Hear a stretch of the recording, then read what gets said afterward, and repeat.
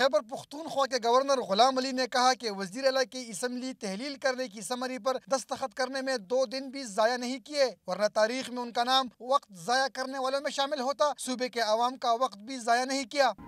میں نے سوچا کہ میں تاریخ میں اپنا نام وقت ضائع کرنے کے بجائے وقت کی قیمت پر، وقت قیمتی ہے، تو میں نے کہ 2 دن بعد تو آٹومیٹکلی جب سین ہوتا ہے تو 2 دن کیوں ضائع کر لوں۔ گورنر ہاؤس میں خصوصی بچوں کے لیے ظہرانے کا اہتمام کیا گیا، جہاں گورنر بچوں کے ساتھ گل مل گئے۔ گورنر نے اشارے میں بتایا کہ تمام بچوں نے ووٹ دینے کا عہد بھی کیا۔ آج آپ میرے ساتھ جائیں، کافی بچوں نے کہا،